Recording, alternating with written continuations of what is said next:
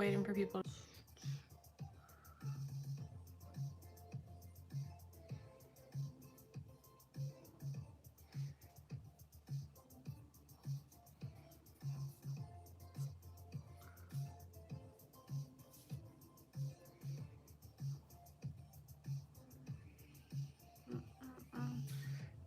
Hey guys. Oh sweet, the comments are working this time. Yay, I don't have to have my iPad and like freaking deal with that mess. Let me make that up. Done. Sweet. Yes. So what's up guys? What's going on? We're live streaming, chilling. And there's music. I know, last time we had to turn off the music. We're doing a different type of setup. It's a little bright out, so can't really use gloves, but we can do this.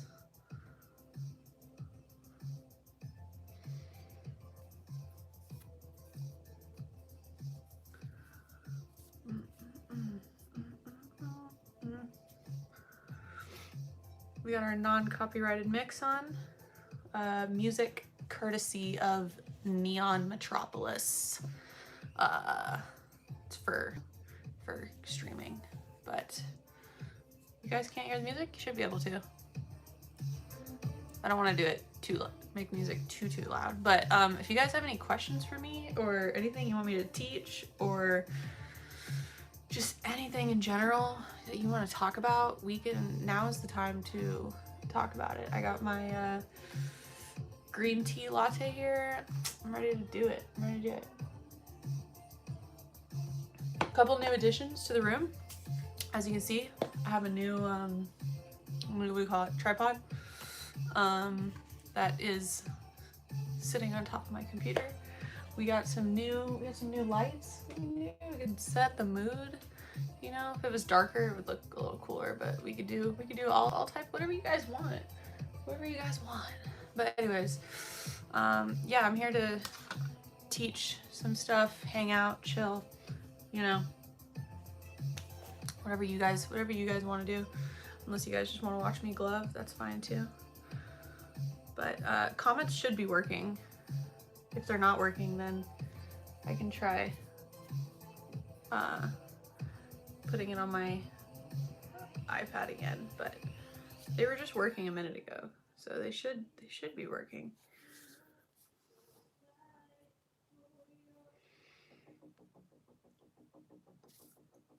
Can someone drop a comment just so I can see if the comments are working? Because I want to make sure it's working before I, you know, assume. Oh, sweet. Cool, thank you.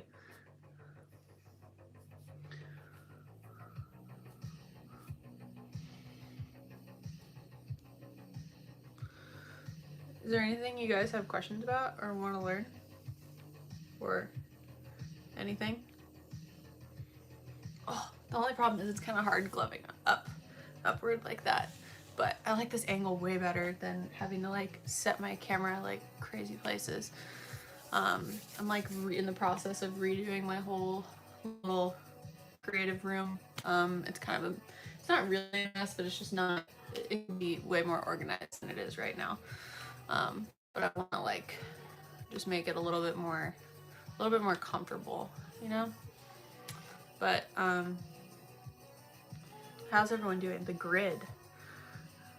Well, I can give a quick little crash course on the grid, but basically the grid is like a grid. So if you have lines going this way, right?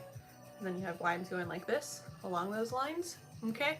Imaginary box, and then you want to imagine that there's like 3 stacks of that grid. So there's like the grid that's right here in front of you, there's a grid that's a little bit further out, and then there's the grid in line with your body. Okay, so like when you're tutting, right, you want to stay along those lines going this way, the lines going this way, because that just will make it easier to transition, you know? So if you can stay along that grid, it makes everything a lot cleaner.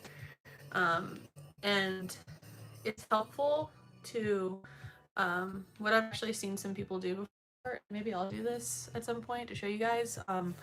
If you have a mirror, you can take like an expo marker and like draw, like literally draw a grid, and like use the mirror to practice your tuts, and create a grid that you can literally just like sit and follow, and it makes things a lot cleaner, and you can like correct yourself in the process. I'll make a tutorial on like how to do that. I think someone's probably done that out there somewhere. I know someone's done it in like video editing where they've literally set up the grid, but I don't think anyone's like actually sorry, my allergies are killing me.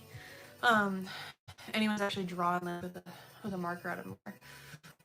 You can do it with any size, but you don't necessarily need like a big mirror. I have my closets are mirrors, so I have like a ton of mirror space, but you know, you can use bathroom mirror, whatever, you know, as long as you can just see your body, you know, you don't need anything like further outside of that.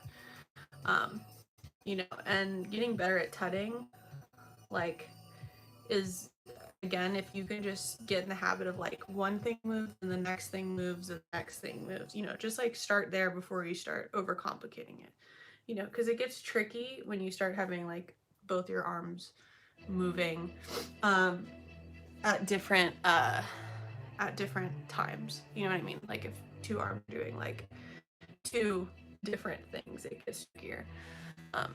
But yeah, so that's the grid, but I'll do a full like tutorial on that, on how to like make it and set it up and how to like practice with it, you know, and maybe give some combinations and stuff like that. That might be useful.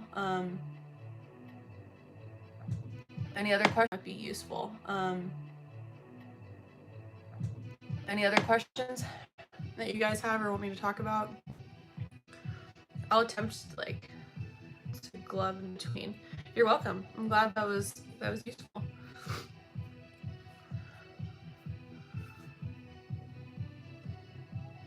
I'm trying to like, I'm really like, my big goal, you guys, is to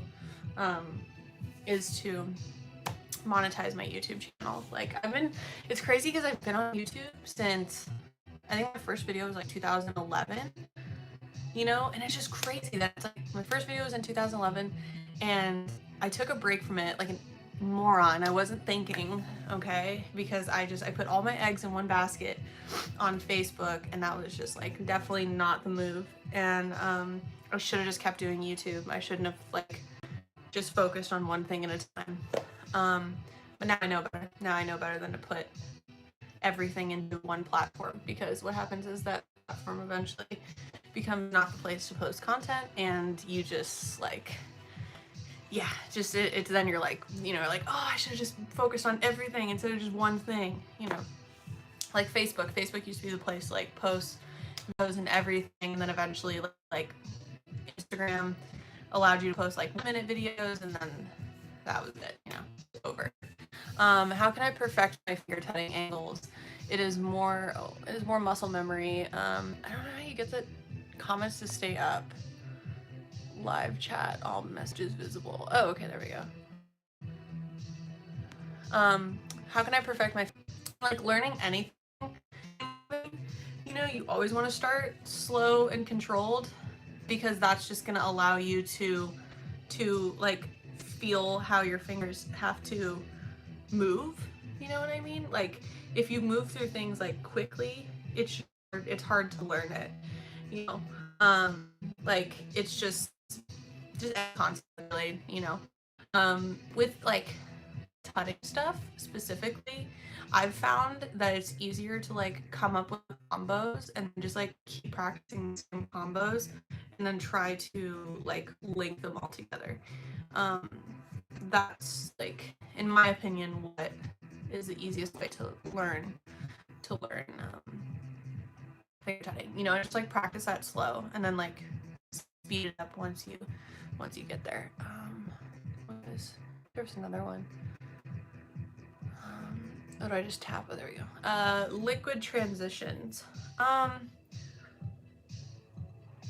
Do you mean like liquid transitions, like from like transitioning into liquid, or how to use different what do you mean liquid transitions? I'm assuming you mean like transitioning out of liquid into other things.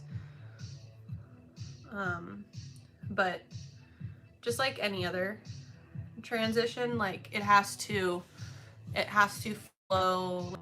If you are like you're, say you want to transition from liquid into whips, okay, and you can't just go from wherever you are immediately into the whips, because again, it's not completing a transition. So like you have to, if you're doing a liquid, you have to move your hands in a way that's going to allow you to transition into a finger roll, which is then going to allow you to transition into a whip, right? Because a whip is essentially just a finger roll, you know, it's just doing it a little bit differently. But like, you know, whips are really just big finger rolls. So when you're doing the liquid, right, you have to, since your hands are like this, right, there's no other way you're doing liquid unless you're doing like a broken liquid. You have to start to transition with, right, your pinky out, and then you can do whatever, you can break that liquid and place the other hand like somewhere else. You know, it doesn't always have to be like doing this type of thing into, you know, that's one way you can, but it makes more sense to think about like what move or concept gets you into that move. So like if you're doing a liquid, right, with liquid again, right, the bridging thing between the liquid and the whips is the finger roll. So from here, right, I can just go right into, I can go into a finger roll, which can then go into a whip. Does that make sense? Maybe. We'll see. Let's see. Sorry, I'm trying to figure out how to. Okay. Rails. Yeah, I think live streaming is something I didn't do a lot of, but I think now, even considering today's current circumstances, I think just like currently learn like this. You know, I think videos are good too because you can come back to it, but there's something just unique about having a live stream and being able to interact with whoever it is that you want to learn from, you know, directly. And I know myself, I've been enjoying, I never really was someone who enjoyed live streams that much, but within the past few months, I've been starting to like be a little more into it, you know. Depends on who it is. Some people, it definitely a different skill set because you have to keep people like constantly engaged, you know. It's like you're improvising basically, and you can't, you can't afford to let there be dull moments, you know. So it's more difficult in that sense, but it's easier in the sense that you can keep that it doesn't, you know, you just sit down, you do it, and then you're done. You know, with like a video, it's like you sit down, you film it, then you gotta edit it, and then you gotta upload it. And you know, with like a live stream, it's a lot easier to do it in that sense, you know. So once you can kind of get over the fact of just like being able to sit and talk to yourself, I mean, there's people you're talking to, but basically talking to yourself. And in those moments where you're not getting comments, like, oh, you know, you fill in that time. Just my, you know, and I think live streaming is, anyone can do it, you know. You don't have to be like, you don't have to be like an expert in that topic to do it, you know what I mean? You just have to be entertaining. That's the number one thing, just be entertaining. I'm still getting the hang of it, you know. We'll see.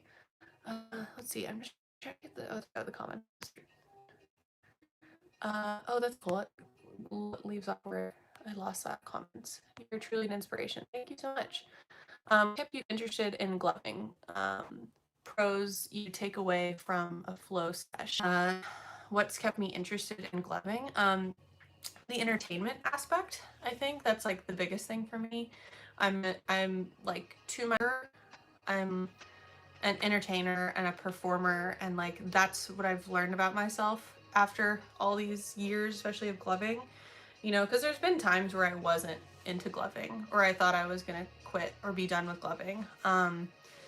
So yeah, those are like, those moments happen in anything that you're passionate about. Like there's, you know, you can't expect someone to be like 100% like just totally into it all the time, 100%, you know.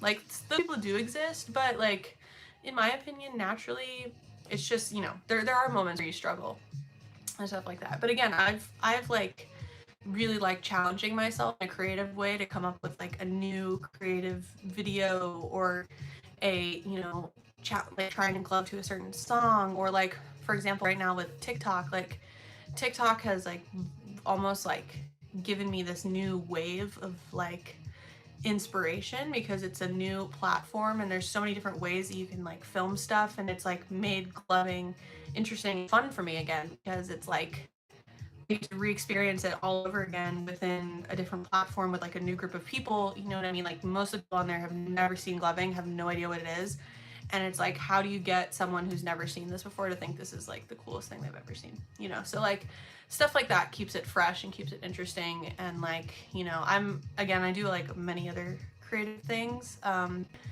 This one, like, and gloving has like a piece of all the different creative things I like, you know, which is kind of cool. Like in not in terms of the actual gloving itself, but like I'm also an actor. I do stunt performance and stuff like that. You know, I went to school for sound editing, you know, so I can like put together a whole, you know, gloving video that incorporates all those things and like uses all the things that I enjoy. So that's how I've kept it fresh. I think if I just like kept it only like gloving, like if I just tried to just do gloving by itself, it would be really difficult for me to stay interested. And I think those were the moments where I struggled the most with it, in terms of like if I wanted to quit or what, because I've been doing it for so long. But that's, you know, it's finding a way to keep entertaining yourself, you know, and then everyone else is watching you, you know, whoever it is. You don't need like, again, you don't need a lot of followers, or, you know, it just doesn't matter who. Keeps it entertaining for them if you're entertained. You know, if you're passionate about something, people are drawn to that. Just a natural instinct. Let's see. I don't understand. Oh, there we go. You enjoy giving, yeah, and I do enjoy giving back to the community too, as well. You know, that's something I've just always enjoyed. How did you meet Materia for the first time? I met Materia so I lived in Chicago for 4 years. I went to school out there, and I met him. I used to host like gloving competitions and meetups and stuff like that, and I remember seeing his videos online. I'm pretty sure that's how we met, or how I saw his video online, and I was like, I really liked that he brought something really new and different to gloving, which was cool and fresh and unique. And I was like, oh, and he lives in Chicago. Wow. So we made a plan to like meet up, and we filmed, and we just had a blast, and we totally vibe with each other creatively.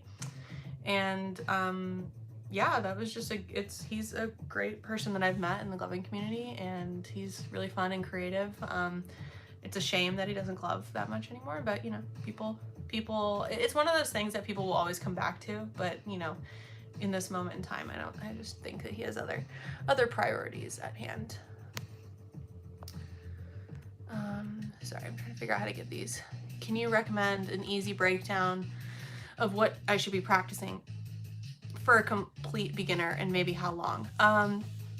Yeah, so I think for anyone who's a beginner, or anyone who's like just getting into gloving, or maybe someone who used to glove a while back and then is now getting back into it, I would recommend just sticking with finger rolls. I think finger rolls is just like the core of every, like almost every move in gloving, with the exception of like tutting and stuff like that. But like whips are finger rolls, you know what I mean? Liquid it's the same mobility, it's the same muscle memory, you know? So like the more you can just learn to control finger rolls and do different finger roll isolations and transitions, you know, the better you will get. So again, I would stick with just learning finger rolls, like in, you know, and not even just in the beginning, like as you know, I don't sit and like practice the way that I used to, but when I do, I always just come back to finger rolls because it's the core of like all the movements in gloving, and it's the thing that makes gloving different than, say, tutting. You know, like tutting and glove, you can put tutting into gloving, you know, but you can't really do the reverse of that. So that's one of the things that makes gloving so unique. I don't know if you guys have ever watched like people who are like literally professional tutters, like get paid to do this, do finger rolls and stuff. They're like not that clean. I mean, like the isolations are good, but in terms of like transitions and like doing and having more versatility, they typically, unless they glove, for the most part, just don't have that, you know. So that's what makes gloving so unique, in my opinion. So practice finger rolls. That's my biggest recommendation. Let's see.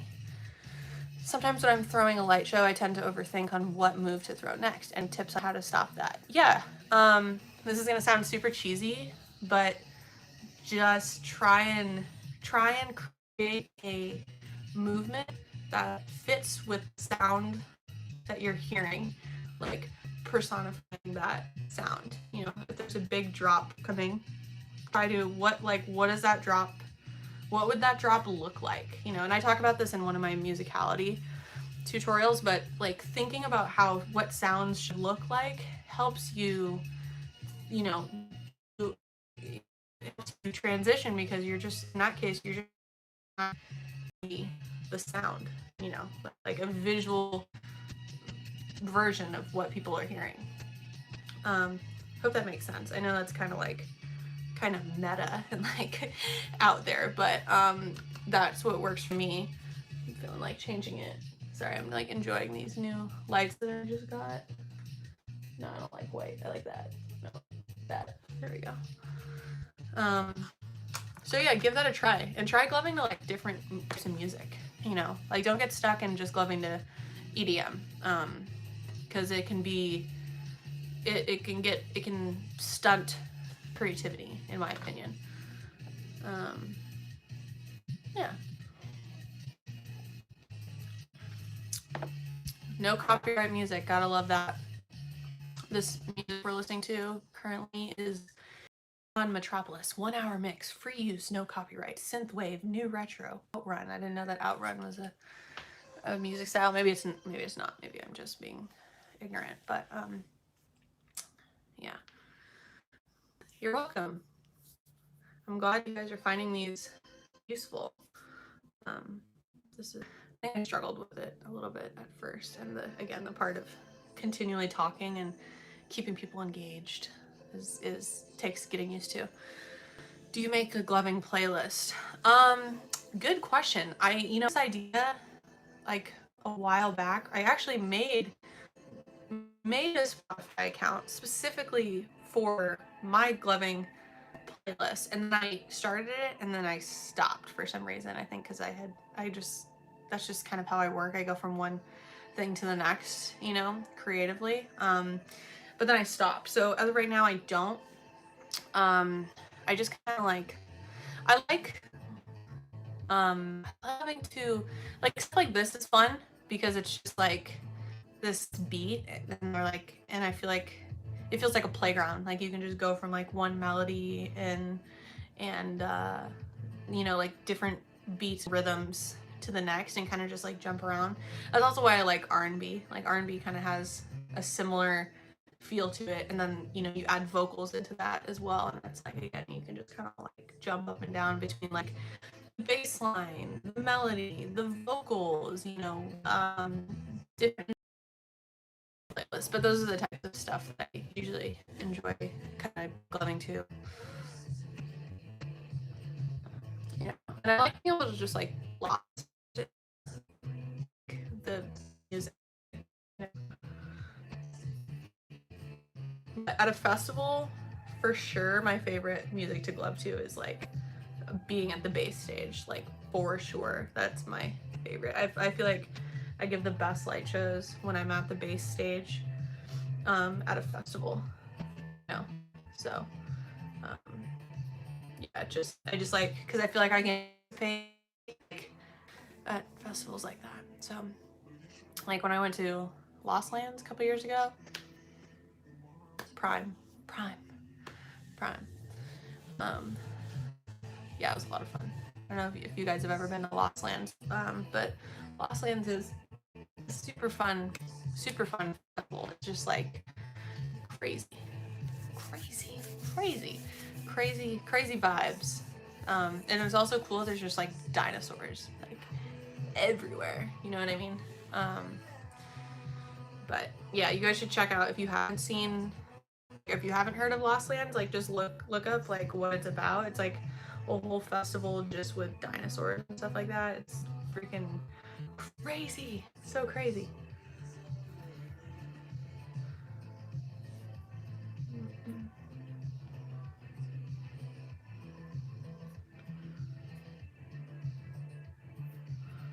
Does anyone else have any other questions or anything else you want to ask me? It does not have to be gloving related. It can be about anything you want.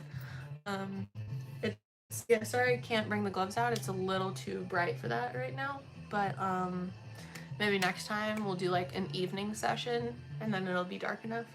It's just also it gets now. I like that it gets dark later. It just feels better. My mind and everything else. Yeah. But not for these situations because you gotta wait to bring the lights out and stuff. But yeah, I'll take a couple more questions. In your opinion, why is gloving a crime? Why do some places not let gloves in? In my opinion, I don't think gloving is a crime. That's my opinion on it. I think I can see where they're coming from. I get that. I get the risk in having someone sitting on the floor and receiving a light show, and if, God forbid, there was some type of emergency at that festival and people had to quickly leave out of an exit and there were people sitting on the ground getting light shows. I get how that is a potential hazard. Now, do I think that there's solutions on that and that people being these people who throw these festivals have been lazy about it? Yes, I do think so. I think that gloving should be people, you know, people could stand while giving light show. You could have specific areas with either chairs or areas, you know, specifically designated where people can sit and not get in the way that if people are moving and stuff like that. I think that there's a lot of different options. I think what it comes down to though, and I think that those are excuses, and I think that the people who throw these festivals use it as an excuse, because the truth is that they think that gloving they just think it's stupid. Honestly, they think it's stupid. They think it's only drug paraphernalia. They don't really understand it. They've never taken the time to understand it, and they don't think it's art. That's, I think, what they really think. You know, and interestingly enough, this is a very interesting story. So if you guys are just tuning in, listen to this. So this happened years ago. I went to Dream State, which is a all trance festival here in Los Angeles, and I went and I brought a pair of gloves with me, and I was listed for it. So I went through the VIP and I go through security, and I had my gloves I didn't try to hide them or anything. They were just in my backpack. They checked my backpack. The security person pulls out my gloves and goes, "What are these?" And I go, "They're gloves. They have lights in them. They're for light shows." You know, and I figured I was just gonna try it because I was curious. I knew that in their thing it says not allowed, but I was like, I'm just gonna try it. I'm gonna see, because sometimes, people say it's okay. I'm curious what's gonna happen. They said, "Okay, yeah, you can come in." I was like, "Oh, okay." I was surprised they let me come in. So giving light shows the whole night. This is an insomniac event, by the way. Giving light shows the whole night. I'm doing my thing, whatever. And by the end of the night, I'm giving someone a light show, and a security guard comes up to me and grabs me by like literally touches me, grabs my hood, my sweatshirt, and pulls me up off the ground and is like, give me your gloves. And I was like, whoa, man, listen, I just came in here with, you know, I just came in here and your people just let me bring my gloves in. I'm not harming, you know, what's the problem? He's like, those aren't allowed in here. And I was like, okay, well, what are my options? And he's like, either you keep them and I have to kick you out, or you give them to me. And I was like, listen, man, I was like, there's no consistency in this. No consistency. I don't know what's up with this. You know, I was like, but I got like 10 more pairs, so just take them, whatever. You know, gave them to the guy. But after that, I wrote a really long post, like a really long, like it's still on Facebook somewhere, but it got a lot of shares, like, and a lot of people were seeing it. And I talked about how inconsistent and stupid it was that they would let me, that security in the beginning, the frontline security is like, yeah, come on in with the gloves. Yeah, no worries.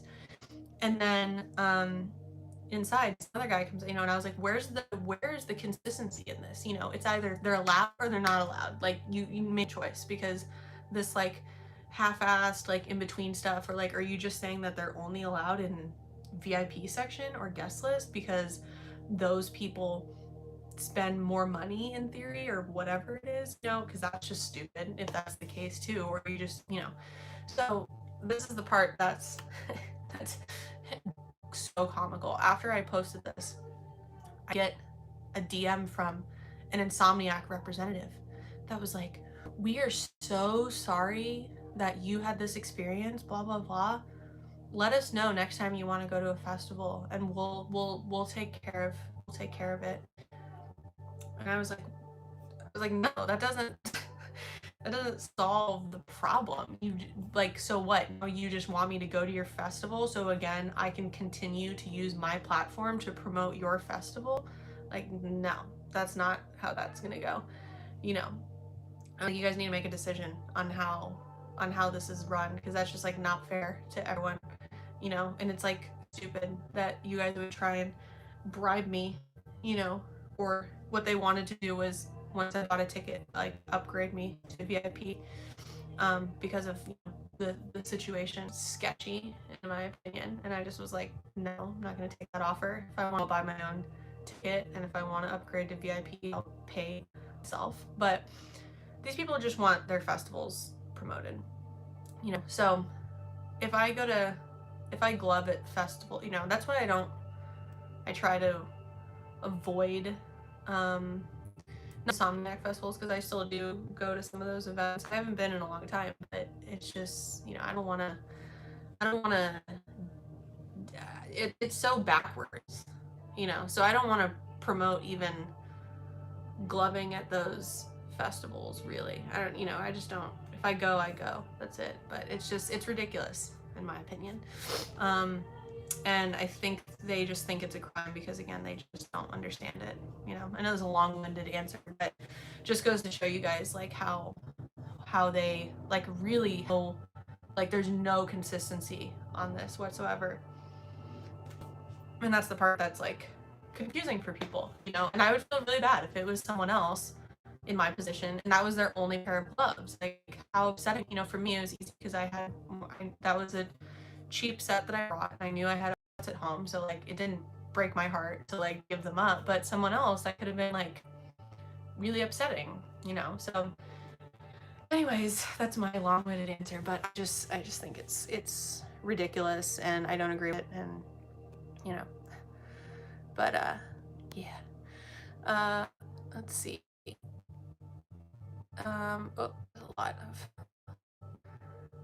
So with thing for capturing light properly, is it lighting in the room or camera quality or both? So with filming, you can like get a really good quality shot out of using just like your phone, you know what I mean? The lighting will help that a lot. Lighting really like will improve the quality. If you don't have a lens, you know, or a GoPro or something like that, and you just have like your phone to film on or your laptop, light will help a lot.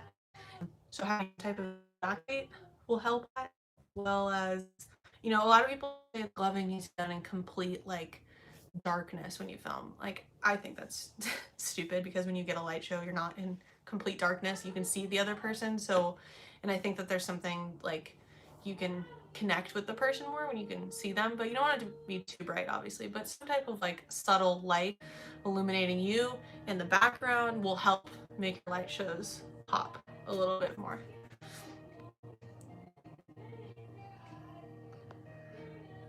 Sorry, I'm trying to get this. Have you ever